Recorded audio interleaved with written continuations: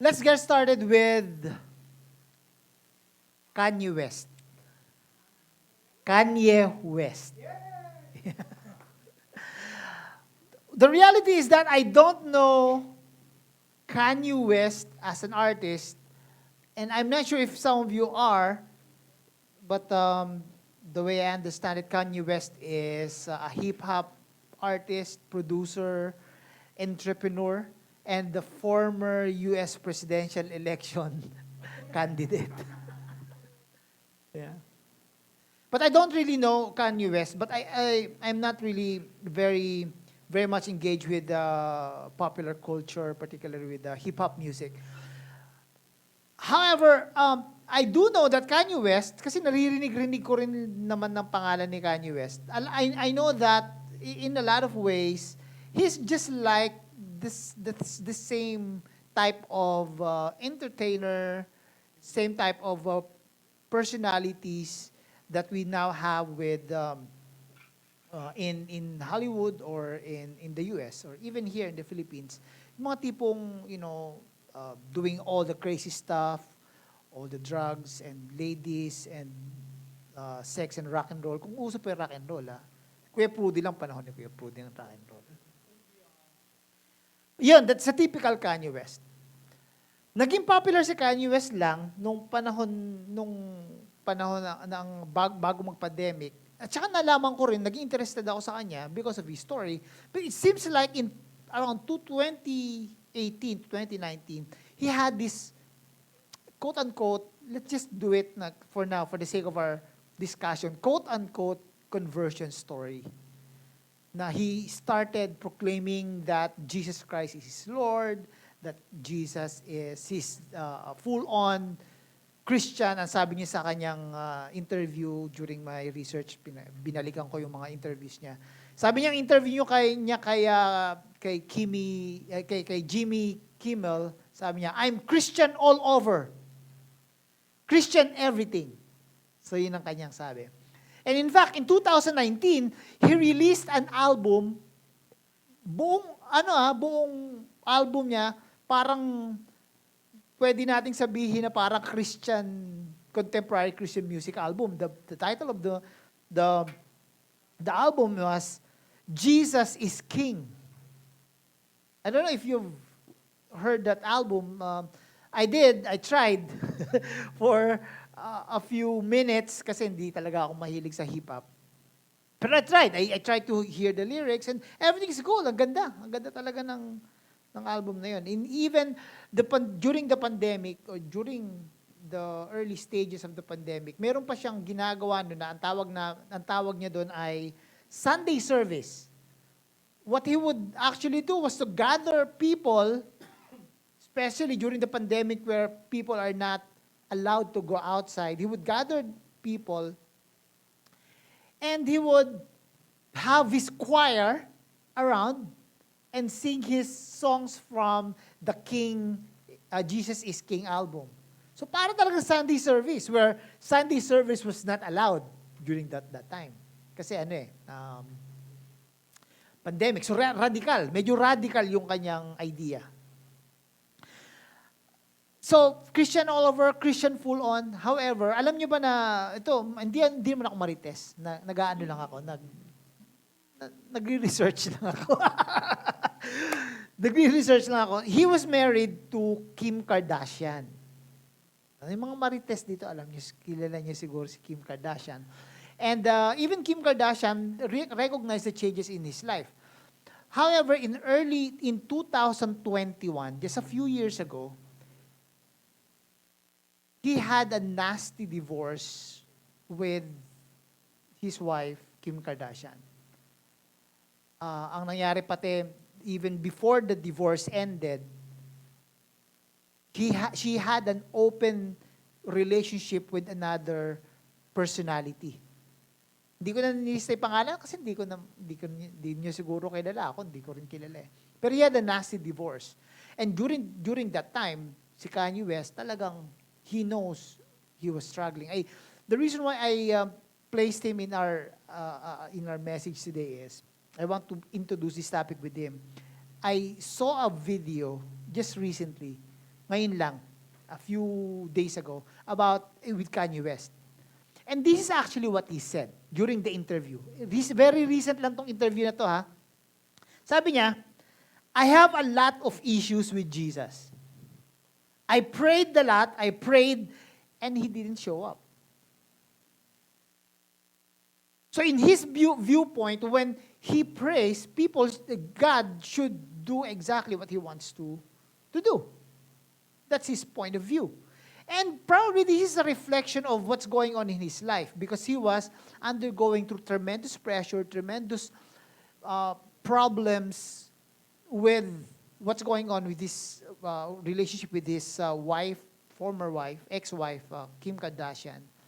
And then he feels like probably he's trying to engage God within his conversation and wanted God to do something with his marriage, or do something with his career. And then God is not doing anything. And then he was asked during the interview, how can you stay alive with all the things that's going on in your life? How can you actually stay alive? Sabi niya, and this is very telling, sabi niya, I am God. I am the God of me. You can't tell me who I am. You can't tell me what to do. I'm going to do my stuff. I'm going to, sabi niya doon sa interview, I'm not going to fear anyone. In fact, the fear of God, where Christians actually teach you that you should have, is a negative thing. I don't believe in fearing in God. And I think he represents majority of people nowadays. Let's start with people who are not followers of Christ. People actually are living a life that they want to live without consideration with who actually holds our life. Alam natin yan, doon sa mga marites sa atin. Nanonood tayo ng mga, entertainment news. Yan ang sinasabi ng mga tao ngayon. And that's the reason why the reality is that people would want to live a life that they want to live because that is who they are. They simply would like to do exactly what they want to do without God in the picture. And that's the very nature of pride. Today, we're going to continue on, and Palm Sunday today, and we are in the middle of our message series entitled Easter People. And what we're trying to do here is to try to learn from the stories of people who are involved in the Easter story. We started with the brothers, James and John. We learned what real service is all about. That real Christianity is all about not focusing on yourself, but serving people around us. And then the next Sunday, we learned about si Judas and how guilt actually destroys our conscience and destroys our life. Last week, we talked about Peter. Diba? And Peter, one of the best friends of Jesus, he denied him, and yet Jesus gave him a second chance. His story was rewritten because of Easter. Easter, because of what Christ has done, because of resurrection, our lives are now rewritten, and that's going to be our very first, the start off of our life. Now today, we're going to talk about these very prominent figures in the whole Easter story. Nakikita natin sila palagi sa mga sinakulo. Kung tayo mapupunta sa probinsya ngayon, dito sa Manila wala na sinakulo, no? Meron pa rin. Siguro din sa mga, meron din siguro, hindi lang natin napapansin, ano? Hindi lang, kayo ba Metro Manila? Okay. Pasig meron din. Doon tayo, Hindi, sa mga sinakulo, meron yung mga nakapako sa krus, si Jesus. May nakita nga ako last week, na, hindi ko alam kung totoo meron mga nakapako sa krus na yun, na gano'n na, papatay na siya nung soldier. May pumunta sa stage, may dala-dala siyang pamalo ng pinalo niya yung soldier. Bakit mo papatay niya si Jesus? Mga sinakulo na yan, Anyway, di ko alam kung totoo stage. Palagi ko hindi stage. Kasi bootleg yung picture. Anyway, so the thieves on the cross, we're going to talk about them today. Now, it is customary, and we know that the whole story revolves around Jesus hanging on the cross. He was killed. Well, he was not killed, basically. He gave up his breath. No? But Jesus was hanging on the cross. And there were two thieves or criminals that were also hanging on the cross with him.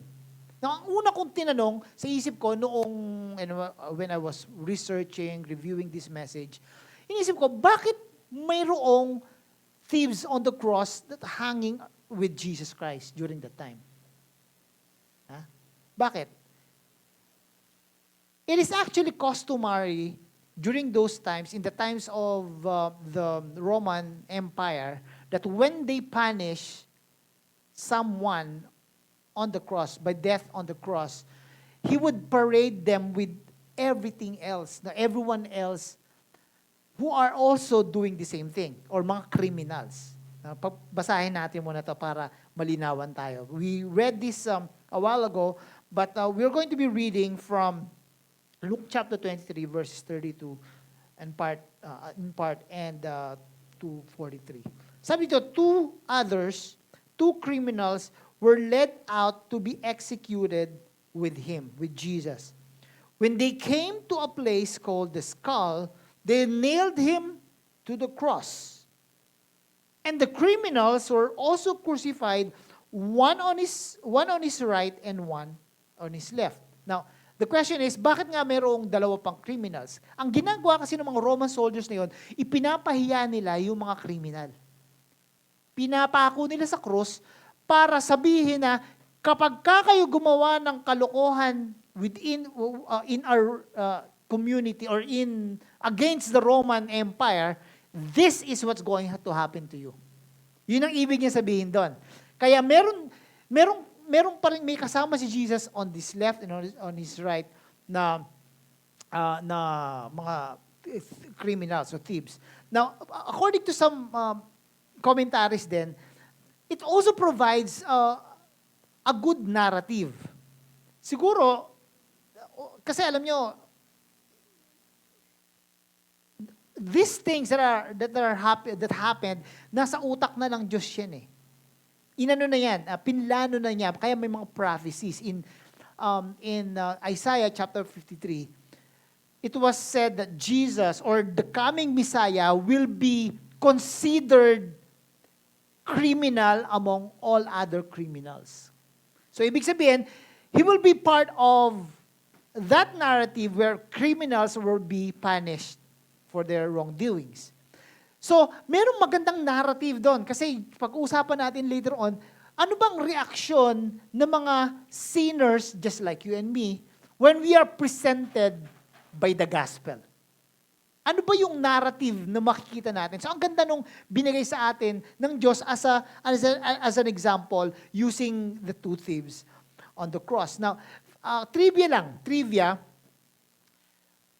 Natanong nyo ba kung anong pangalan nung dalawang thieves on the cross?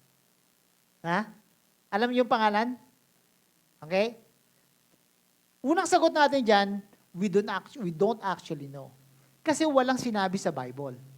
Walang sinabi sa Bible. Pero, and this is, iba si Barabas. Si Barabas yung pinakawalan, di ba? Pero, and he was named. No, he was named. Pero these thieves on the cross, wala siyang pangalan talaga. Pero yung history or church history or meron tayong mga apocryphal books na tinatawag, meron tinatawag na Book of Nicodemus, and this is not part of the canonized Bible, ibig sabihin, maaaring merong discrepancy doon sa Book of Nicodemus. Baka hindi talaga si Nicodemus ang ang gumawa nun, di ba? Pero, ang sabi doon sa Book of Nicodemus, and this has become part of the church history, particularly inadapto ng Roman Catholic Church. Sabi nila, ang pangalan daw nung nasa kanan, which represents the good thief, was Demas. Demas. Sa kabila naman, yung makikita natin ngayon na medyo maangas na ay si Hestas. Si Demas at si Hestas. Hindi natin alam kung yun talagang totoong pangalan nila, but they were named as part of the church history. Yun ang konting trivia lang natin yan. So, there were two thieves that were brought in with them, with Jesus. Parehong nakapako sa krus na kasama niya. Now, one of the criminals, hanging beside him, scoffed, "So you're the Messiah? Are you?" So, ibig sabihin, naririnig na niya, nakikita niya na siguro. And during these times, I believe that these two criminals have heard Jesus Christ preach. Because for 3.5 years, he was so popular around the area. Parang sa panahon natin ngayon, meron tayong mga celebrity preachers. No? Celebrity preachers, mga popular preachers. Dito sa Pilipinas, marami tayo niyan. Sila Brother Eddie Villanueva, meron siyang TV program. Yan. Meron tayong sila Brother Mike Velarde. Yan. Di ba? Brother Mike. Meron pang isa yung ngayon? Yung wanted ngayon. Si Pastor Apollo Kibuloy. Yan. Mga popular kasi meron silang mga TV programs at saka marami silang mga followers. Now, I'm imagining kasi panahon noon, ang daming nagkiklaim na Messiah, meron din silang mga followers. But during those times, Jesus was probably, and I guess, the most popular personality who eventually claimed that he is the Messiah. Okay? Jesus. Because people will flock. There were times that he would be preaching and people, 5,000 men, kasi noong panahon na yon, unfortunately, hindi binibilang yung mga babae tsaka mga bata. 5,000 men. So that means around 20,000 people without microphone. Isipin nyo, tayo nga, 20, 30 lang tayo dito. Kailangan pa ng ganina, no? Di ba? But Jesus would preach in front of around 20,000 people. And people will gather. All throughout the day pa yung service niya. Buong maghapon, yung kanyang preaching. Kaya there was a time when he was preaching, inabot na ng gabi, may istorya tayo sa Gospels that says, Jesus wanted his disciples, his apostles to shoo them away. Paalisin nyo na yan kasi gabi na. Wala na silang pagkain. Ibang story yon. Later on, pag-uusapan na natin siguro. So Jesus was very popular back then. And so I think, no? And this is not part of the narrative in the Bible, but I personally believe that these two thieves have heard Jesus at least once, preach about the gospel, the kingdom of God. Maaaring isa sila doon sa audience, doon sa 20,000 na nag-preach siya. And this 20,000 preaching, hindi nangyayari ito na once lang or twice. He would go around the Judean area and preach the gospel for 3.5 years. And so everyone knows who Jesus Christ is. And in fact, that's the reason why the church during that time, no, the church authorities wanted to kill him because he is threatening their authority. He's becoming so popular. And so itong sabi nung isang thief, sabi niya, "Well, I've heard that you are the Messiah. If you are the Messiah, then you need to prove it to me. This is not the right time. Prove it to me. Prove it to everyone else. You save yourself, and you save us. Save yourself, and you save us. Parang si Kanye West kanina, no? Nagpipray nga ako sa'yo, hindi mo ako sinusunod. Hindi mo ako sinasagot. Prove yourself that you are God. You save yourself, and then you save us. Contrast it with the other person. Contrast it with the other person on the right. Si Demas. Si Demas. Kanina si Hestas daw, no? Si Demas. Sabi niya, but the other criminal protested. Don't you fear God? Even when you have been sentenced to die? We deserve to die for our crimes. And look at the humility of this. We're going to talk about that later on.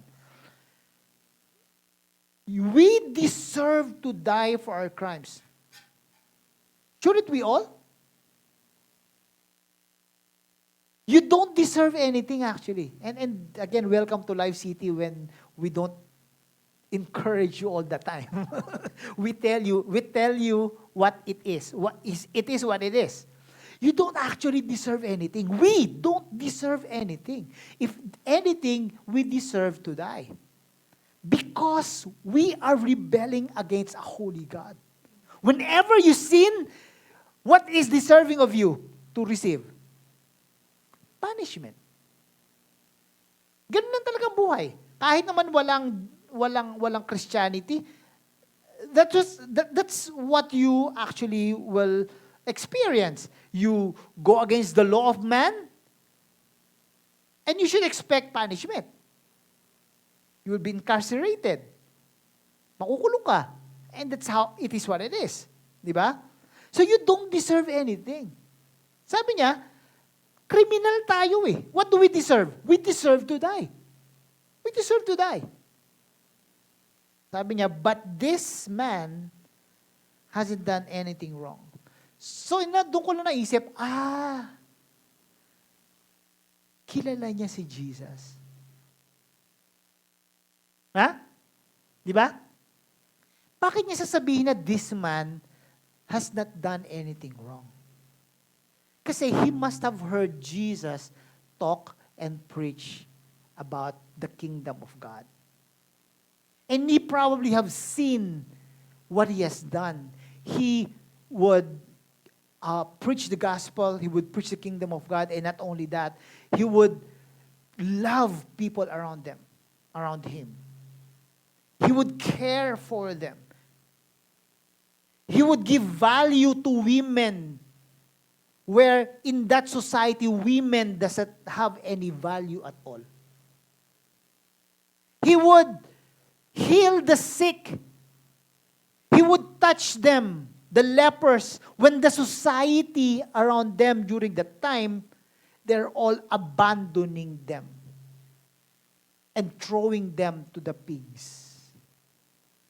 Jesus loves the people. And so this guy who sinned, he knows Jesus Christ. He knows who Jesus is. And so he said, this man, he has not done anything wrong. We deserve to die, but this man doesn't deserve to die. And this is what he said, this plea for mercy. Sabi niya, Jesus, remember me when you come into your kingdom. It's a heart that says, yes, I deserve to die, but if there's anything out there that guarantees at the very least an afterlife where this is not going to happen anymore, can you, Jesus, you who claimed to be God, you who claim to be the Messiah, if you are correct, if you are true to yourself, can you today bring me to your paradise, to your kingdom? Now, there's someone who is prideful. There's someone who, for lack of real term that to describe this person, who is so full of himself. He thinks that he's always right. He thinks that he deserves a lot of things. He deserves things in his life. And there's one person who is humble enough to admit that he is someone who has sinned and deserved to die and then pleaded for mercy. Now, this is not the main point of the message. Pero gusto ko lang na banggitin sa inyo ngayon kasi baka meron kayo nakikitang mga nagdidebate-debates. May narinig kayong feedback? Sa akin lang yun, ano? Medyo na ano ko eh. Tingnan natin sa mga... Yan, teka mo na. Wala, no? O yan. Okay na yan? Sa akin lang. Okay. So hindi ito main topic natin ngayon. Pero I'd like to mention this kasi baka meron kayo naririnig na sa Facebook mga Facebook debate mga Kristiyano na pinag-aaway ito, no? So isipin natin, dalawang tao, dalawang background nila pareho. Pero bakit magkaiba ang kanilang response doon sa gospel? Yung gospel nila nasa harapan na nila, kasama nila sa krus. Di ba? Bakit magkaiba yung response nila? Someone that is prideful, someone who responded negatively, and someone responded positively. Bakit ganon? Now, there's some school of thoughts, mga theological school of thoughts, na sinasabi nila, God predetermined people to respond that way. Kasi God has chosen people who will be saved and some people who will be lost. Ganun yun. Ibig sabihin, predetermined na mga choices mo na ikaw, from the time you were born, you will eventually accept Christ. Or for some people, they will eventually reject Christ. That's determinism. Yung mga theological discussion, theological school of thought, tinatawag natin Calvinism, isa Reformed theology, mga ganon-ganon. But here at Life City, again, we have to always review kasi what we believe in. We believe in what we call free grace. And part of free grace theology is when we believe that when we say we have free will, there's indeed free, we are indeed free. Kasi sinasabi ng kabilang Christian school of thought, or theological school of thought, sabi nila, God is sovereign. And when you say sovereign, for those of you who know languages, when you say sovereign, that means you have total control. Di ba? Parang ganon. So when they say God is sovereign, He must have total control of things that would happen in the future, which means that this includes your decision in life. So that means this guy who rejected Christ, he is predetermined by a sovereign God to be rejecting Christ. And this someone who is accepting Christ, he is predetermined by God in His all sovereignty to receive Christ. All right? Now, I personally believe, and this is also part of my journey, my study, theological study, I don't think that's the case. I believe that when we are given free will to choose the right and the wrong, we are truly given by God as a sovereign God to have the free choice to do something like this. And one of the prominent theologians, A.Z. Tozer, who lived in the early 1900s, itong sabi niya, sa kanyang book na The Knowledge of the Holy. Sabi niya, A.W. Tozer said, God sovereignly decreed that man should be free to exercise moral choice. And man from the beginning has fulfilled the decree by making his choice between good and evil. What this means is that God truly is sovereign. Totoo naman na God is sovereign. But we don't explain sovereignty that says God is sovereign because and that's the reason why He controls all people's decision. No. We believe that God is sovereign, and in His sovereignty, He is an all-powerful God. He created a free human beings, just like you and me. He created us with the capacity to choose freely whether good or evil. Yan. He is an all-powerful God, and that's why He can do it. Right? Okay? He is a sovereign God, and that's why Imago Dei, we are created in His image that can actually make decisions. Human decisions. And so kapag ka mayroong mga tao na hindi nagre-reply kay Jesus sa gospel, huwag natin sasabihin na, ganyan talaga yan. Masamang tao talaga yan. Ginawa talaga ng Diyos na masamang tao yan. So, bahala siya sa buhay niya. No. Out of love, we try to convince them of the gospel. Kaya that's why we have to share the gospel to people. Kasi so that they can make a choice to either freely make a choice to either reject Christ or to accept Christ. Right? That's a few segues. So let's try to now talk about the sin of all sin. Pride. Sin of all sin is pride. And the reason why I call this the sin of all sin is because pride is actually the root of all of our sins. Would you agree? Pride is the root of all of our sins. Okay? If we say, my pride is lust. My sin is lust. Okay, for men, or even for women. When I sin, my sin is lust. It actually is emanating from your desire to satisfy your own desires. Okay? Which is pride. Okay? So, sabihin natin, my sin is when I try to hurt my spouse, my wife. I'm someone who tries to, sinasaktan ko ang mga tao, sinasaktan ko sila verbally, physically. Di ba? That sin actually is coming from your desire for control. You want to control people. And that's the sin of pride. Right? So that's the sin of all sin.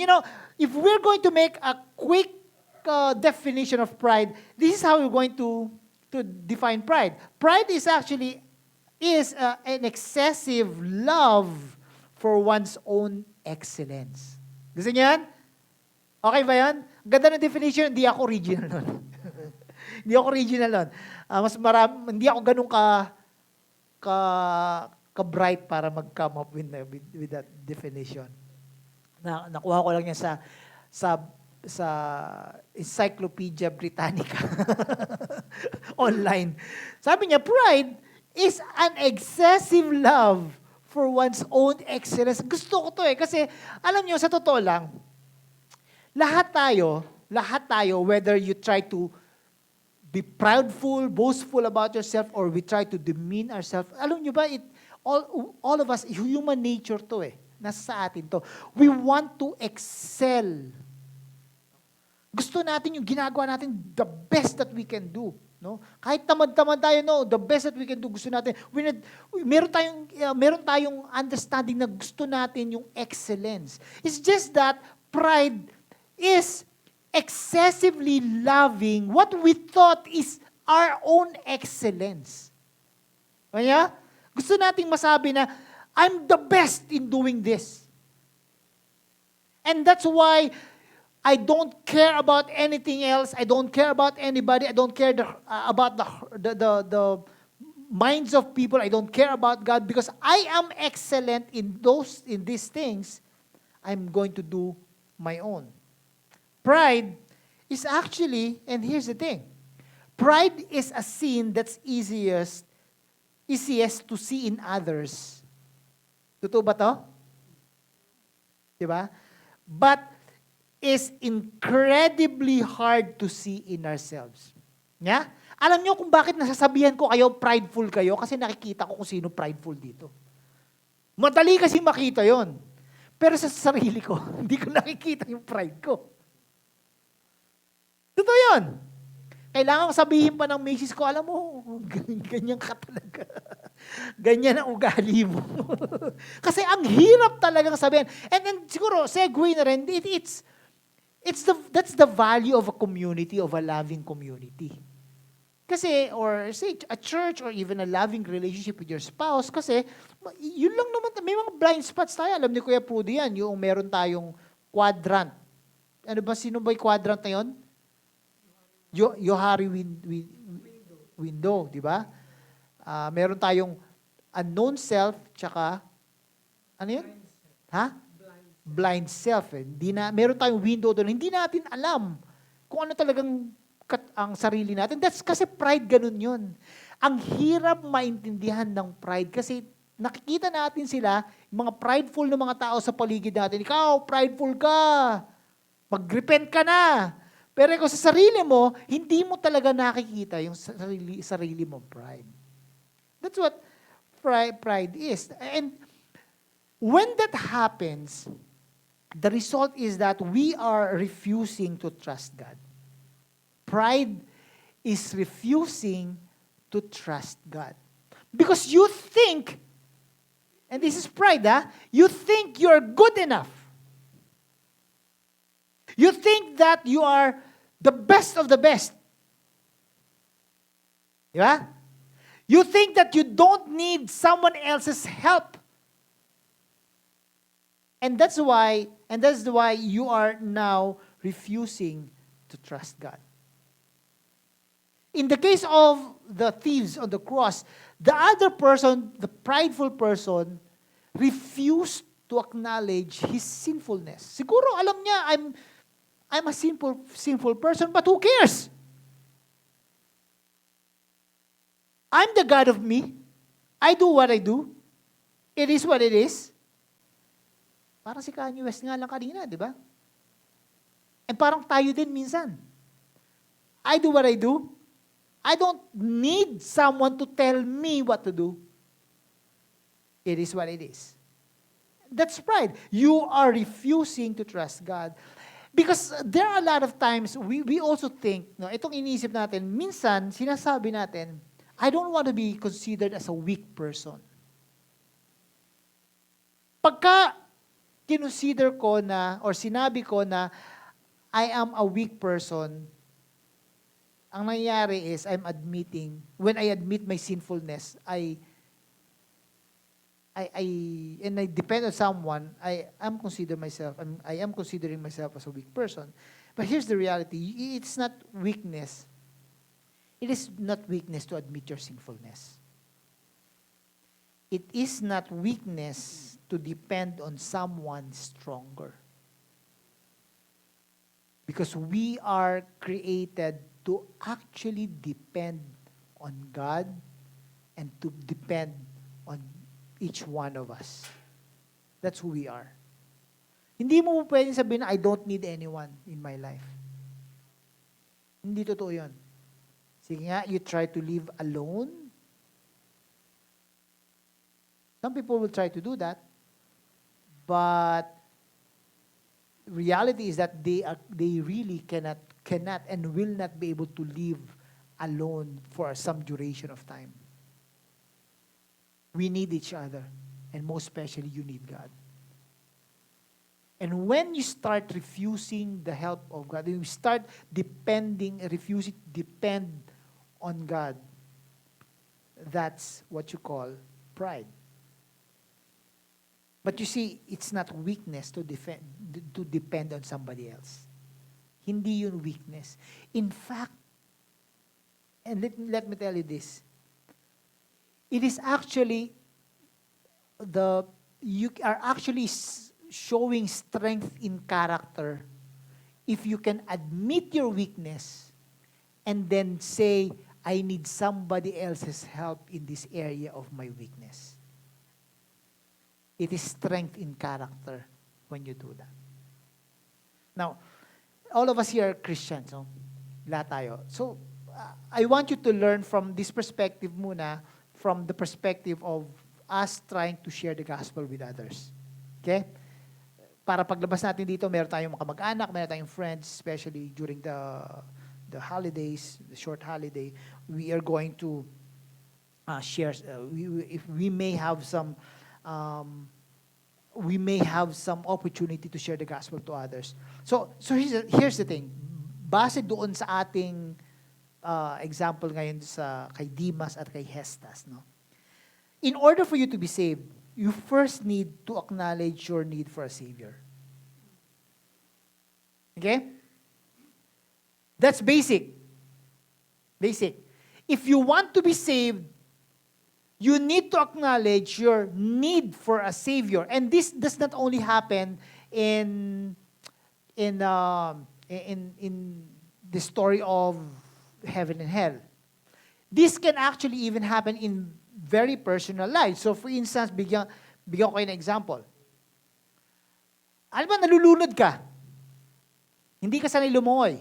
O sabihin natin, sanay kang lumangoy. Alam mo, these days, yun ang exercise ko ngayon, swimming.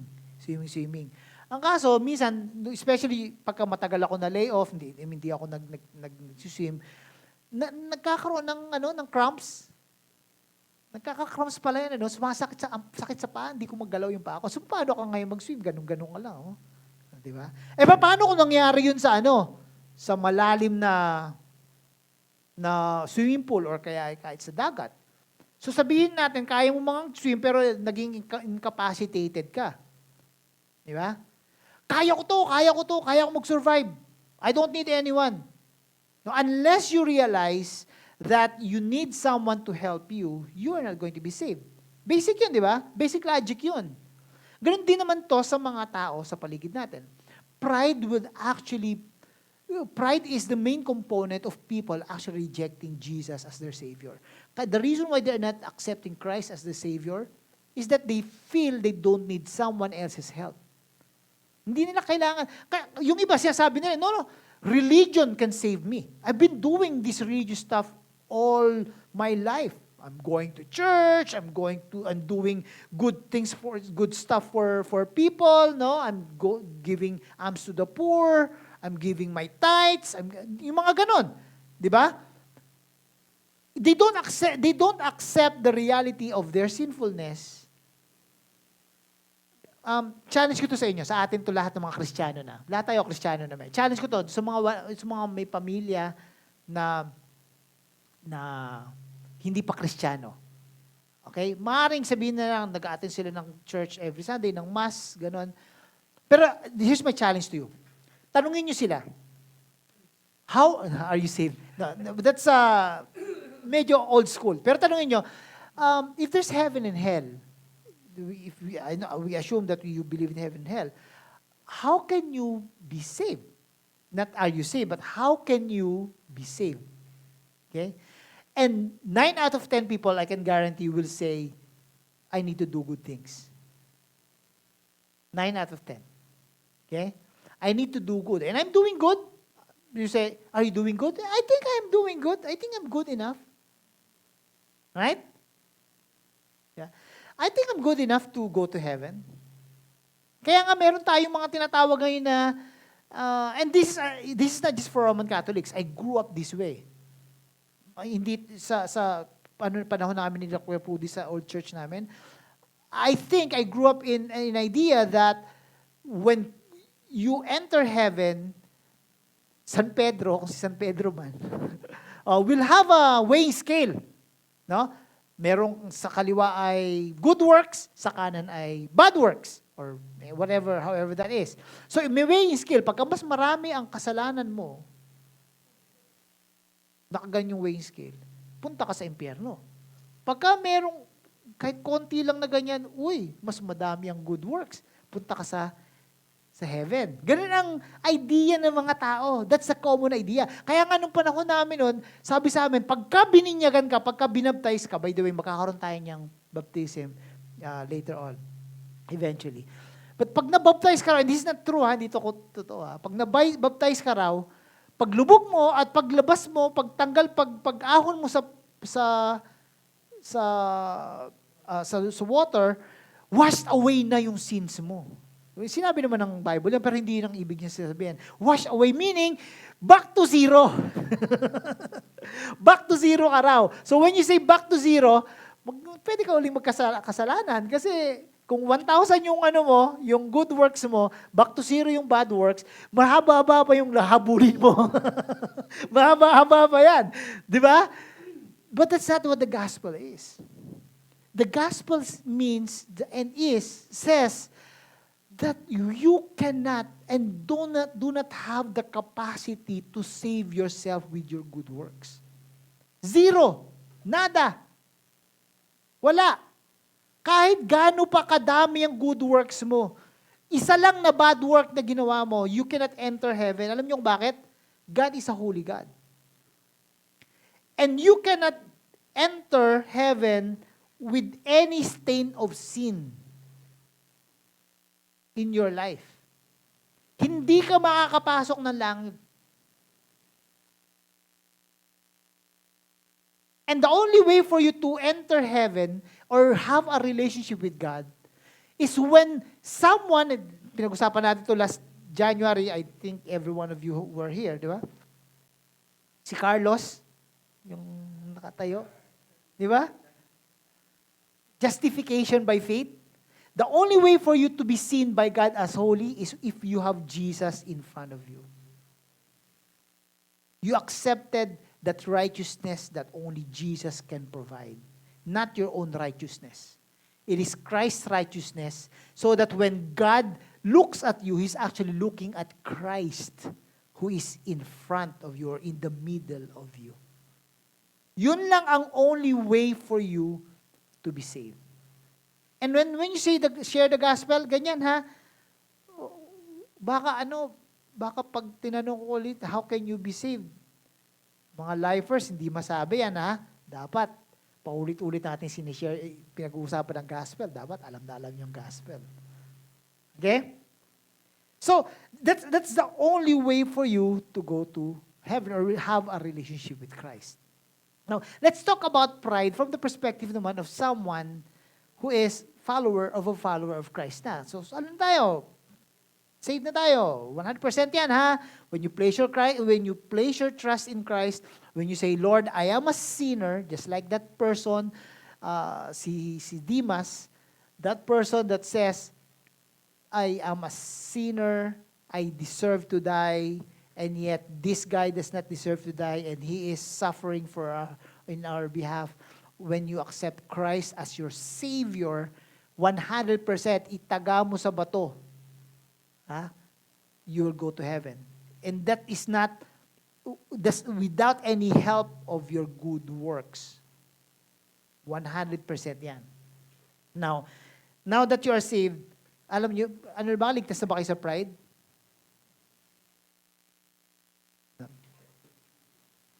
I think the only way for us, the only time that we are going to be free from pride is when we actually have the time to see Jesus face to face. Either when we die, and then we see Jesus face to face, or when Jesus Christ comes from buhay pa tayo and comes the second time, and we are going to be transformed, and our bodies are going to be transformed into a glorified body, and that every stain of sin in this world will be eradicated. That's the only time that you're going to have the problem of pride in our life. In the meantime, as we grow, ito yung tinatawag natin na kanina justification, but now we are being sanctified. Ito yung sanctification. As we grow in the relationship with God, we need to be aware of when pride is present in our life. Kasi pride is the one that disrupts our relationship with Him, with God. That's one of the main, if not the main cause of our disruption in our relationship with pride. With God. Let me give you an example ng pride. Ito yung entitlement. Number one, entitlement. Entitlement, alam nyo ba yung pakiramdam na you deserve everything in life? Meron tayong tinatawag ngayon na prosperity gospel. tayong mga, unfortunately, mga Christian churches din, iba prosperity gospel. Tayo dito sa Live City, hindi tayo prosperity gospel. Ha? Anong ibig sabihin ng prosperity gospel? Prosperity gospel says that when you ask God for something, He will give it to you. Because you deserve it. Because died already for your sins, and Jesus did not die for you to suffer, and therefore when you ask something, you deserve it.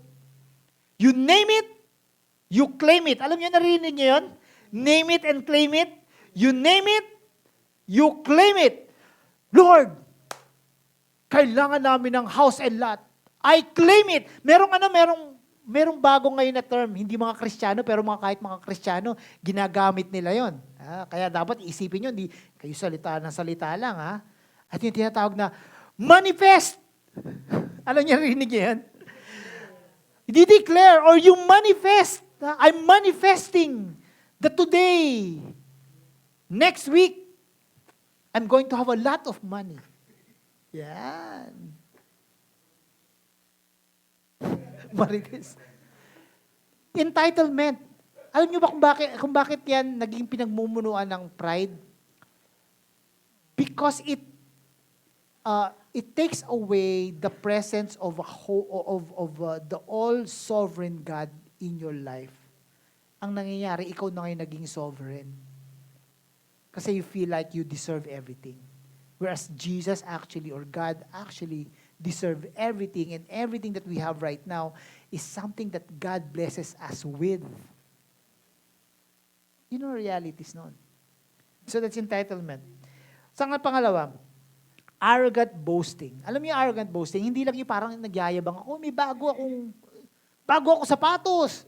Although, ano yan, manifestation siguro yan, pero it goes beyond that. No? It goes beyond that type of boasting.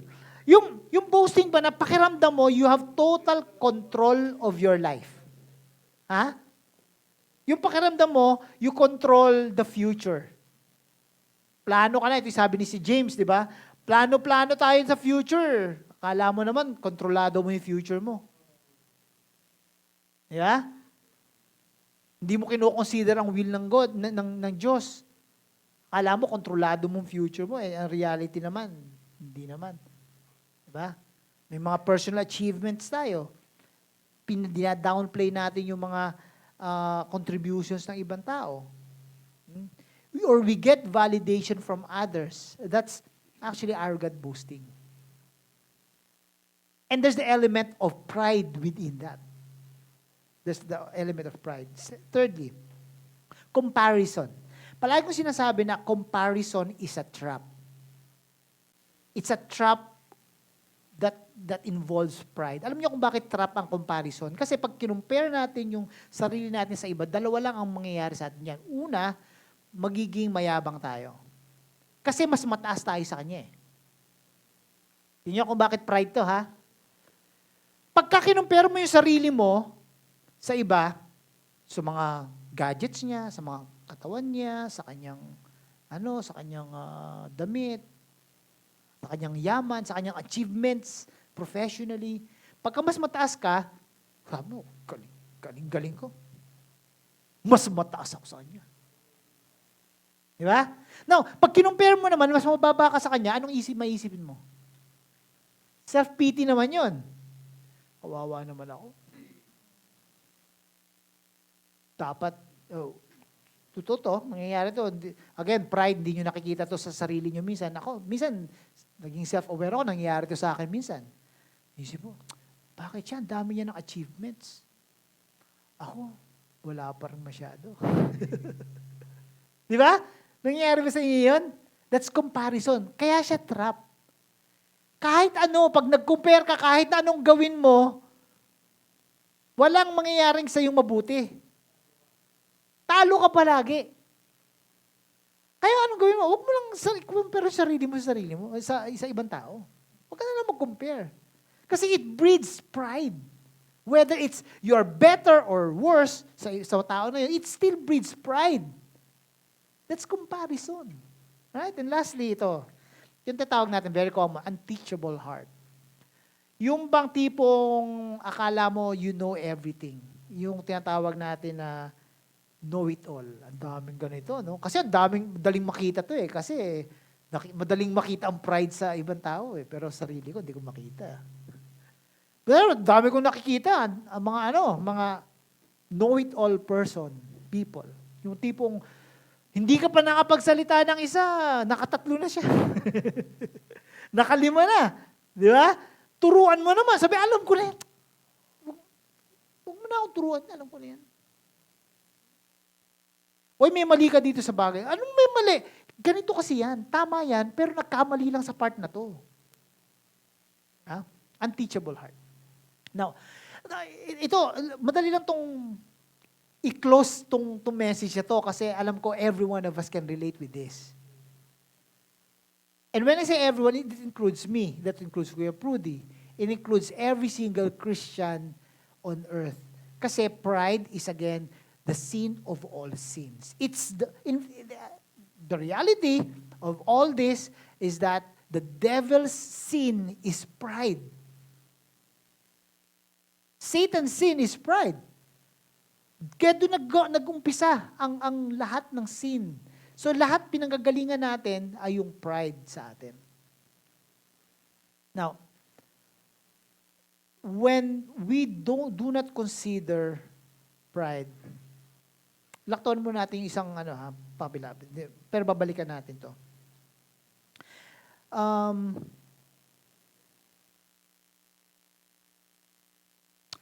Paano natin susolusyonan tong pride sa sarili natin?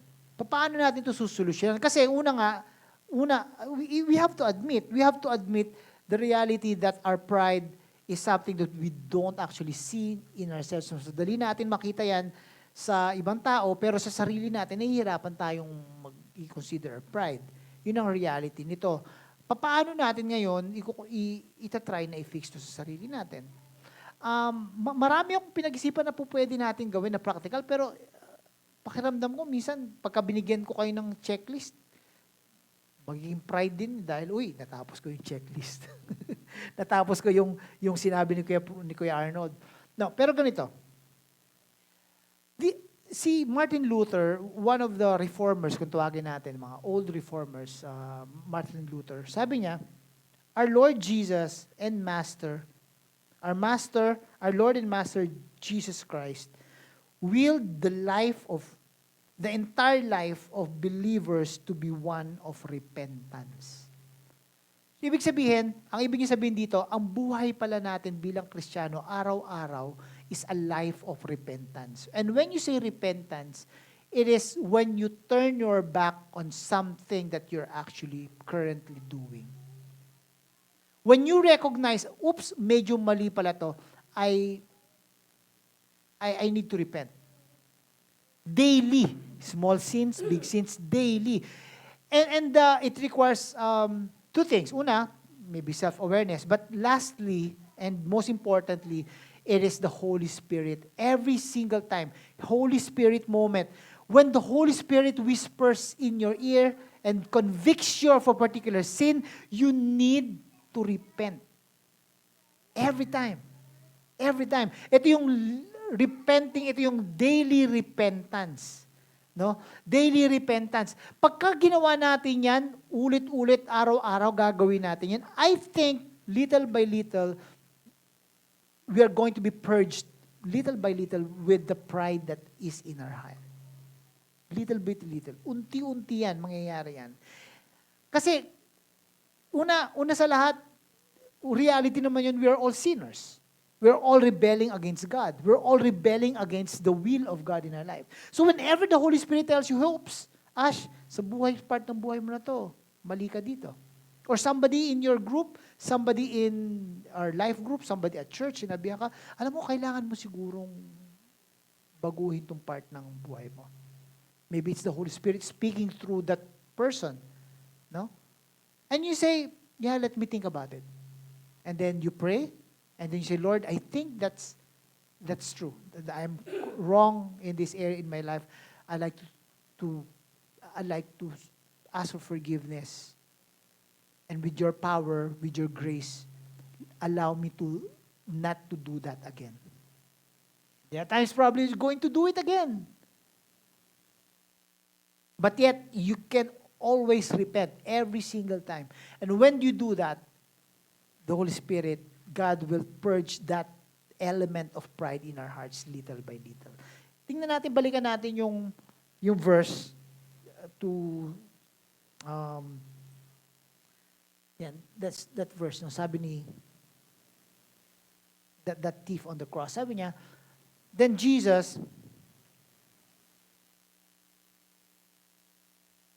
he said, Jesus, remember me when you come into your kingdom. Remember me. And this is repentance. This is you trying to admit that you are a sinner and telling Jesus, Lord, I know this sin in my life, this is the cause of me breaking that relationship with you. This particular sin in my life. Can you forgive me? Will you forgive me? And of course, Jesus will always say yes. In fact, in this case, he said, I assure you today, you will be with me in paradise. And if someone in your life someone who is not a follower of Christ, who is not a believer yet, he admits of being a sinner and accepts Christ as their Savior, that day, may assurance siya sa kagad. Because Jesus said, today, I'm going to bring you with me in paradise. That same thing that Jesus Christ will also, that Jesus has said to that person will also be the same for that person who would give their life to Christ during that time. That moment, he would be with Jesus in paradise. In our case, when we repent of our sins, always, Jesus will say, you know what? Today, you can experience a restored relationship with me. Today, you will be with me in paradise. Because, pride, it is the one that destroys your relationship with Christ. Yeah? It destroys your relationship with Him.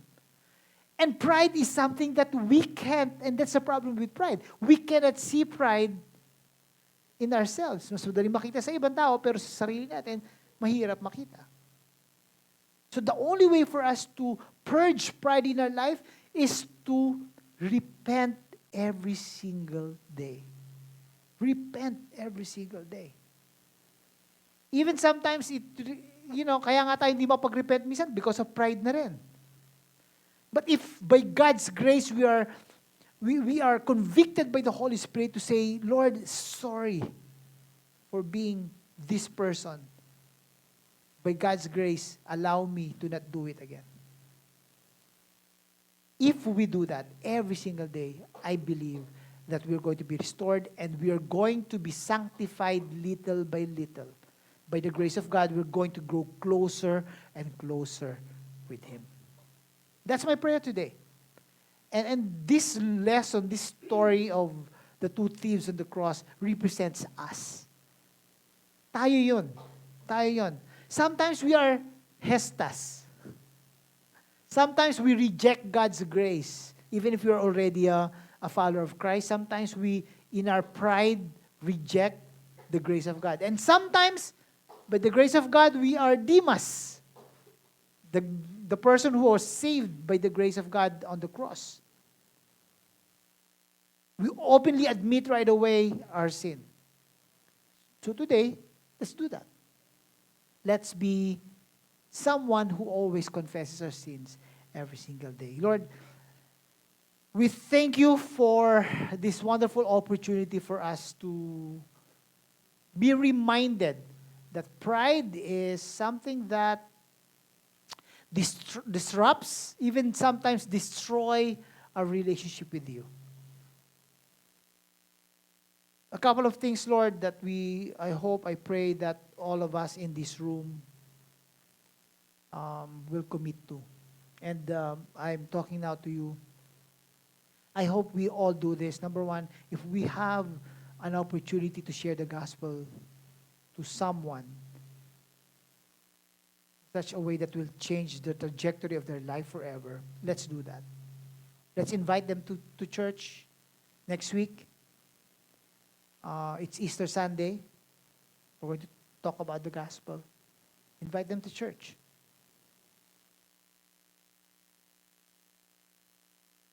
And secondly, my prayer is that every one of us, when we sin against Him, the sin of pride, whatever sin that is, we repent right away. Every single day, we repent. And so, Lord, you are seeing the hearts of every one of us here today. My prayer, Lord, today is that for us lifers to continually seek you every single day of our lives, so that when we sin, we're going to be repenting of it right away, as we are going to be living a life of repentance. Thank you, Lord, for your love. We pray of these things. In Jesus' name. Everyone in this room says, Amen and amen. See you next week, sa ating Easter Sunday.